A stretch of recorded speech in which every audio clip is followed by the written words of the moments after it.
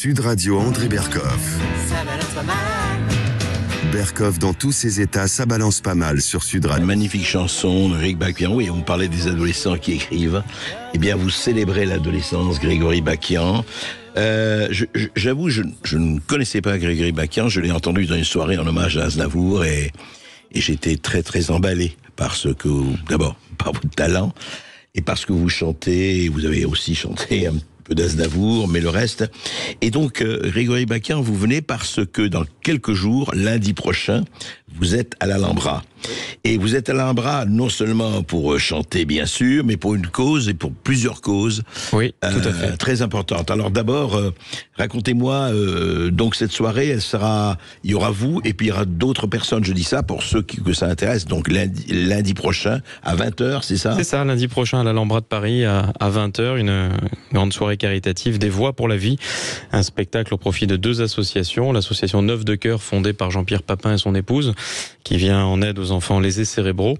Et puis l'association Adrien, qui soutient les enfants atteints de cancer et de leur famille, qui est basée à Pégomas, dans le sud de la France, et qui a créé une maison qui s'appelle la maison d'Adrien, avec des chambres, justement, des salles de jeu, vraiment le nécessaire pour égayer un petit peu un quotidien qui n'est pas facile et simple pour les enfants malades et leurs familles. Donc on sera là-bas réunis pour ces 2 associations avec Chantal Latsou, qui nous fait l'amitié d'être présente, Tex, Makassi, Rebecca, la petite Rebecca Sayak, gagnante de The Voice Kids, qui a 13 ans et qui a déjà une voix incroyable. Moi-même, bien sûr, et Louise Fernandez, qui sera notre invité d'honneur cette année. Ouais. Et quelque part, Grégory Bakian, on en a parlé dans les coulisses quand on s'est vu justement, c'était à Bobino. Il y a quelques temps. Et je sais que vous étiez aussi évidemment passionné, concerné par ce qui se passe en Arménie. Oui, bien sûr, forcément de par mes origines paternelles, oui. Et est-ce que pour vous, ce qui se passe d'ailleurs, ce contexte, toutes ces guerres un peu au Proche-Orient, Arménie, Ukraine, etc., est-ce que pour vous, on est dans un climat effectivement, c'est pas nouveau, mais enfin anxiogène et assez fort en ce moment, c'est le moins que l'on puisse dire. Tout à fait. Mais vous dites que est-ce que plus ce climat est anxiogène, plus il faut se battre pour les bonnes causes ? Oui, complètement.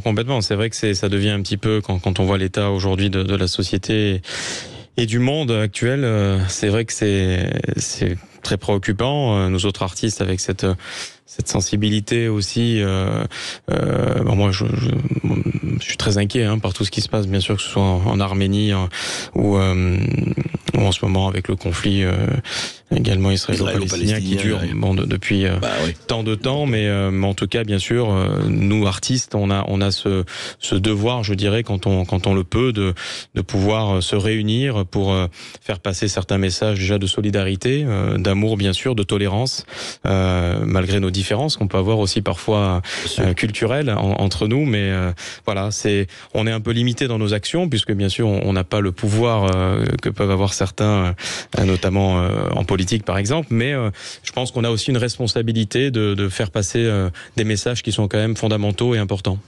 Et alors Grégory Bakian, parlons un peu chanson aussi. Oui, avec plaisir, oui. Vous, ça a été quelque chose, vous êtes né dedans, vous êtes tombé dans le potage magique.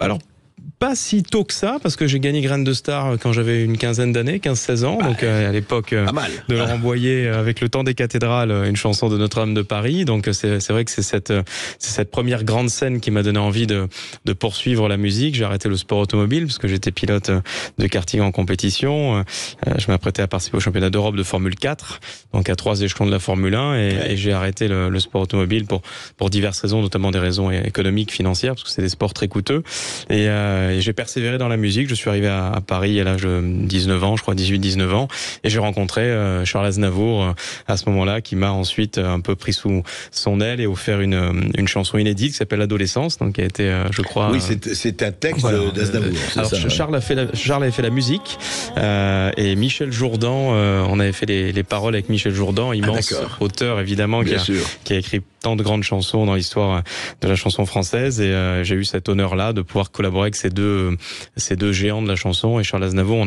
on a partagé aussi 2 autres titres ensemble qui ne sont pas encore sortis. D'accord. Et que vous n'allez pas aller chanter lundi, non? Non. Lundi, non, c'est les 3 premiers singles que j'ai sortis qui seront interprétés, mais peut-être que ces chansons sortiront un jour sur un album dont la couleur sera plus favorable à ce qu'on les mette, quoi, voilà. Bah écoutez, en tout cas, voilà, lundi, vous savez, vous avez rendez-vous pour ceux qui sont à Paris ou qui passent par Paris, à l'Alhambra, effectivement, pour écouter Grégory Bakian, ses amis. C'est non seulement pour la bonne cause, mais c'est aussi vous écouterez ce que j'appelle un vrai crooner, au bon sens du terme. Merci, c'est gentil, merci beaucoup, merci André.